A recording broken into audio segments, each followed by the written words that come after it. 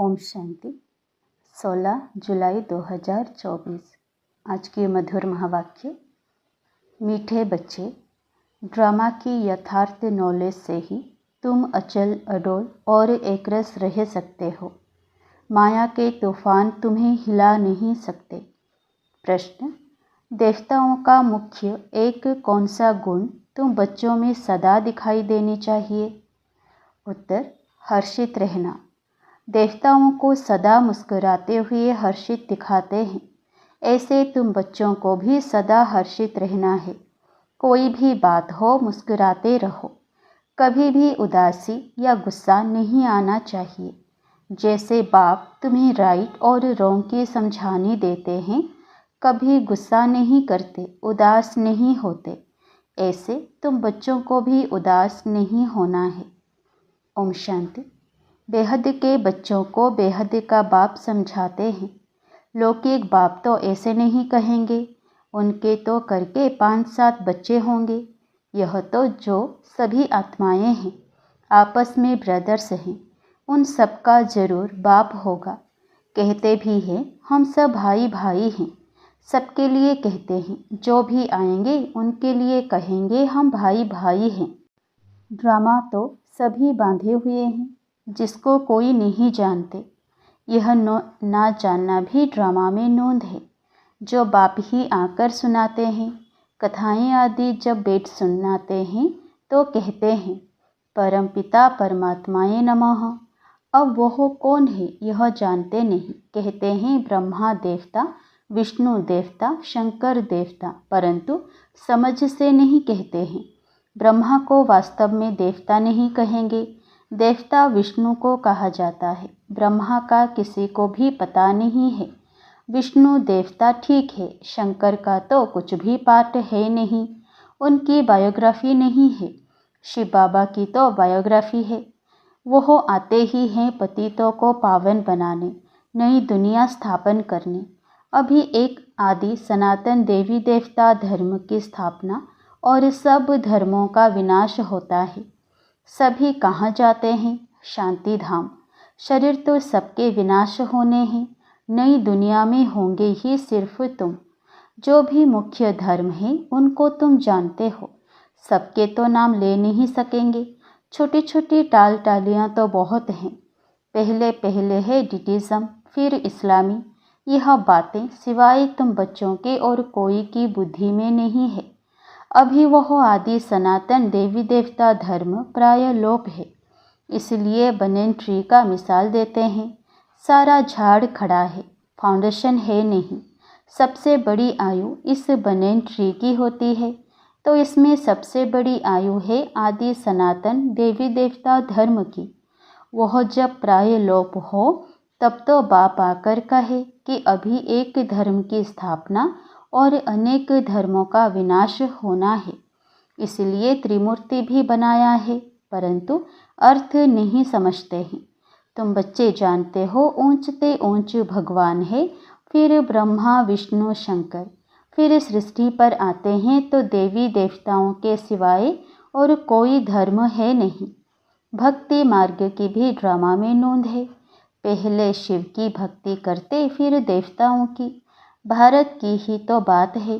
बाकी तो समझते हैं हमारा धर्म मठ पंथ कब स्थापन होता है।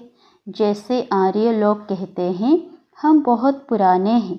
वास्तव में सबसे पुराना तो है ही आदि सनातन देवी देवता धर्म। तुम जब झाड़ पर समझाते हो तो खुद भी समझ लेंगे कि हमारा धर्म फलाने समय पर आएगा। सबको जो अनादि अविनाशी पाठ मिला हुआ है सो बजाना है। इसमें कोई का दोष व भूल नहीं कह सकते हैं। यह तो सिर्फ समझाया जाता है। पाप आत्मा क्यों बने हैं? मनुष्य कहेंगे हम बेहद के बाप के सब बच्चे हैं। फिर सब ब्रदर्स सतयुग में क्यों नहीं है? परंतु ड्रामा में पाठ ही नहीं है। यह अनादि ड्रामा बना हुआ है। इसमें निश्चय रखो और कोई बात बोलो नहीं। चक्र भी दिखाया है कैसे यह फिरता है। कल्प वृक्ष का भी चित्र है, परंतु यह कोई जानते नहीं कि इनकी आयु कितनी है। बाप कोई की निंदा नहीं करते हैं, यह तो समझाया जाता है। तुमको भी समझाते हैं। तुम कितने पावन थे, अभी पतित बने हो तो पुकारते हो, हे पतित पावन आओ। पहले तो तुम सबको पावन बनाना है, फिर नंबरवार पाठ बजाने आना है। आत्माएं सब ऊपर में रहती हैं, बाप भी ऊपर में रहते हैं, फिर उनको बुलाते हैं कि आओ। ऐसे वो बुलाने से आते नहीं है। बाप कहते हैं मेरा भी ड्रामा में पार्ट नूंधा हुआ है। जैसे हद के ड्रामा में भी बड़े बड़े मुख्य एक्टर्स का पार्ट होता है, यह फिर है बेहद का ड्रामा। सब ड्रामा के बंधन में बंधे हुए हैं। इसका मतलब यह नहीं है कि धागे में बांधे हुए हो, नहीं, यह बाप समझाते हैं। वो है जड़ झाड़। अगर बीज चैतन्य होता तो उसको मालूम होता ना कि यह कैसे झाड़ बड़ा हो फिर फल देंगे। यह तो है चैतन्य बीज, इस मनुष्य सृष्टि रूपी झाड़ का। इसको उल्टा झाड़ कहा जाता है। बाप तो है नॉलेजफुल, उनको सारे झाड़ की नॉलेज है। यह है वही गीता की नॉलेज, कोई नई बात नहीं है। यहाँ बाबा कोई श्लोक आदि नहीं उच्चारते हैं, वो लोग ग्रंथ पढ़कर फिर अर्थ बेट समझाते हैं। बाप समझाते हैं यह है पढ़ाई, इसमें श्लोक आदि की दरकार नहीं। उन शास्त्रों की पढ़ाई में कोई एम ऑब्जेक्ट है नहीं। कहते भी हैं ज्ञान भक्ति वैराग्य। यह पुरानी दुनिया विनाश होती है। सन्यासियों का है हद का वैराग्य, तुम्हारा है बेहद का वैराग्य।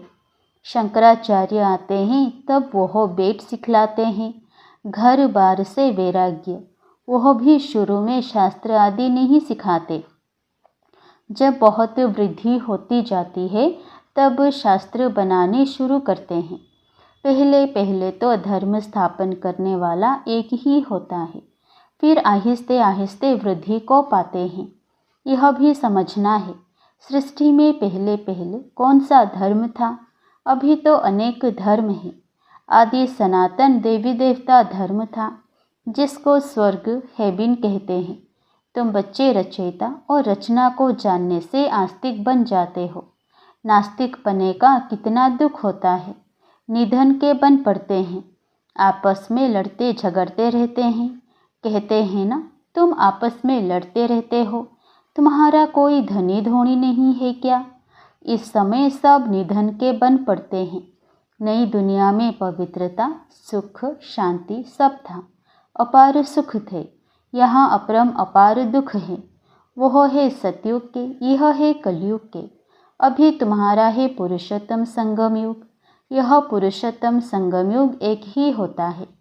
सतयुग त्रेता के संगम को पुरुषोत्तम नहीं कहेंगे।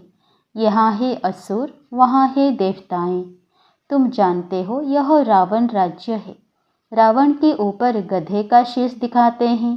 गधे को कितना भी साफ कर उस पर कपड़े रखो, गधा फिर भी मिट्टी में लेटकर कपड़े खराब कर देगा। बाप तुम्हारे कपड़े साफ गुलगुल बनाते हैं, फिर रावण राज्य में लिथड़ कर अपवित्र बन जाते हो। आत्मा और शरीर दोनों अपवित्र बन जाते हैं। बाप कहते हैं तुमने सारा श्रृंगार गवा दिया। बाप को पतित पावन कहते हैं। तुम भरी सभा में कह सकते हो कि हम गोल्डन एज में कितने श्रृंगारे हुए थे, कितना फर्स्ट क्लास राज्य भाग्य था, फिर माया रूपी धूल में लिथड़कर मेले हो गए। बाप कहते हैं यह अंधेरी नगरी है। भगवान को सर्वव्यापी कह दिया है। जो कुछ हुआ वह हूबहू रिपीट होगा, इसमें मूंझने की दरकार नहीं है। 5000 वर्ष में कितने मिनट घंटे सेकंड है। एक बच्चे ने सब धर्म वालों का हिसाब निकाल कर भेजा था, इसमें भी बुद्धि व्यर्थ की होगी। बाबा तो ऐसे ही समझाते हैं कि दुनिया कैसे चलती है। प्रजापिता ब्रह्मा है, ग्रेट ग्रेट ग्रैंडफादर। उनका ऑक्यूपेशन कोई नहीं जानते। विराट रूप बनाया है तो प्रजापिता ब्रह्मा को भी उड़ा दिया है। बाप और ब्राह्मणों को यथार्थ रीति जानते नहीं है। उनको कहते भी हैं आदि देव। बाप समझाते हैं, मैं इस झाड़ का चैतन्य बीज रूप हूँ। यह उल्टा झाड़ है। बाप जो सत्य है, चैतन्य है, ज्ञान का सागर है, उनकी ही महिमा की जाती है। आत्मा ना हो तो चल फिर भी ना सके। गर्भ में भी 5-6 मास के बाद आत्मा प्रवेश करती है। यह भी ड्रामा बना हुआ है। फिर आत्मा निकल जाती है तो खलास। आत्मा अविनाशी है, वह पाठ बजाती है। यह बाप आकर रियलाइज़ कराते हैं, आत्मा इतनी छोटी बिंदी है, उसमें अविनाशी पाठ भरा हुआ है। परम पिता भी आत्मा है, उनको ज्ञान का सागर कहा जाता है। वही आत्मा का रियलाइजेशन कराते हैं। वह तो सिर्फ कह देते परमात्मा सर्वशक्तिमान, हजारों सूर्यों से तेजोमय है, परंतु समझते कुछ नहीं। बाप कहते हैं यह सब भक्ति मार्ग में वर्णन किया हुआ है और शास्त्रों में लिख दिया है। अर्जुन को साक्षात्कार हुआ तो कहा, मैं इतना तेज सहन नहीं कर सकता हूँ। तो वह बात मनुष्यों की बुद्धि में बैठी हुई है। इतना तेजोमय किसके अंदर प्रवेश करे तो फट जाए। ज्ञान तो नहीं है ना, तो समझते हैं परमात्मा तो 1000 सूर्य से तेजोमय है। हमको उनका साक्षात्कार चाहिए। भक्ति की भावना बैठी हुई है तो उनको वह साक्षात्कार भी होता है। शुरू शुरू में तुम्हारे पास भी ऐसे बहुत साक्षात्कार करते थे, आंखें लाल हो जाती थी। साक्षात्कार किया, फिर आज वह कहाँ है? वह सभी हैं भक्ति मार्ग की बातें। तो यह सब बाप समझाते हैं, इसमें ग्लानि की कोई बात नहीं है। बच्चों को सदैव हर्षित रहना है। यह तो ड्रामा बना हुआ है। मुझे इतनी गालियाँ देते हैं, फिर मैं क्या करता हूँ? गुस्सा आता है क्या? समझता हूँ ड्रामा अनुसार यह सब भक्ति मार्ग में फंसे हुए हैं। नाराज़ होने की बात ही नहीं है। ड्रामा ऐसा बना हुआ है, प्यार से समझानी देनी होती है।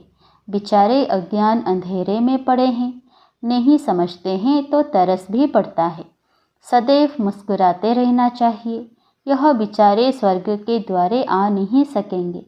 यह सब शांति धाम में जाने वाले हैं। सब चाहते भी शांति ही है, तो बाप ही रियल समझाते हैं। अभी तुम जानते हो कि यह खेल बना हुआ है। ड्रामा में हर एक को पाठ मिला हुआ है। इसमें बड़ी अचल स्थैर्यम बुद्धि चाहिए। जब तक अचल अडोल एक रस अवस्था नहीं, तब तक पुरुषार्थ कैसे करेंगे? कुछ भी हो, भल तूफान आए, परंतु स्थैर्यम रहना है। माया के तूफान तो ढेर आएंगे और पिछाड़ी तक आएंगे। अवस्था मजबूत चाहिए। यह है गुप्त मेहनत। कई बच्चे पुरुषार्थ कर तूफान को उड़ाते रहते हैं। जितना जो पास होगा उतना ऊंच पद पाएगा। राजधानी में पद तो बहुत है ना। सबसे अच्छे चित्र हैं त्रिमूर्ति, गोला और झाड़। यह शुरू के बने हुए हैं। विलायत में सर्विस के लिए भी यह 2 चित्र ले जाने हैं। इन पर ही वह अच्छी रीति समझ सकेंगे। आहिस्ते आहिस्ते बाबा जो चाहते हैं कि यह चित्र कपड़े पर हो, वह भी बनते जाएंगे। तुम समझाएंगे कि यह कैसे स्थापना हो रही है। तुम भी इसको समझेंगे तो अपने धर्म में ऊंच पद पाएंगे। क्रिश्चियन धर्म में तुम ऊंच पद पाना चाहते हो तो यह अच्छी रीति समझो। अच्छा, मीठे मीठे सिकिलधे बच्चों प्रति माता पिता बाप दादा का याद प्यार और गुड मॉर्निंग। रूहानी बाप की रूहानी बच्चों को नमस्ते। धारणा के लिए मुख्य सार। पहला, इस पुरुषोत्तम संगम युग पर पवित्र बन स्वयं का श्रृंगार करना है। कभी भी माया की धूल में लिथड़कर श्रृंगार बिगाड़ना नहीं है। दूसरा, इस ड्रामा को यथार्थ रीति समझकर अपनी अवस्था अचल अडोल स्थैर्यम बनानी है। कभी भी मूंझना नहीं है, सदैव हर्षित रहना है। वरदान, सोच समझकर हर कर्म करने वाले पश्चाताप से मुक्त ज्ञानी तो आत्मा भव। सोच समझकर हर कर्म करने वाले पश्चाताप से मुक्त ज्ञानी तो आत्मा भव। दुनिया में भी कहते हैं पहले सोचो फिर करो। जो सोचकर नहीं करते करके फिर सोचते हैं तो पश्चाताप का रूप हो जाता है। पीछे सोचना यह पश्चाताप का रूप है और पहले सोचना यह ज्ञानी तो आत्मा का गुण है। द्वापर कलयुग में तो अनेक प्रकार के पश्चाताप ही करते रहे, लेकिन अब संगम पर ऐसा सोच समझकर संकल्प व कर्म करो जो कभी मन में भी एक सेकंड भी पश्चाताप ना हो, तब कहेंगे ज्ञानी तू आत्मा।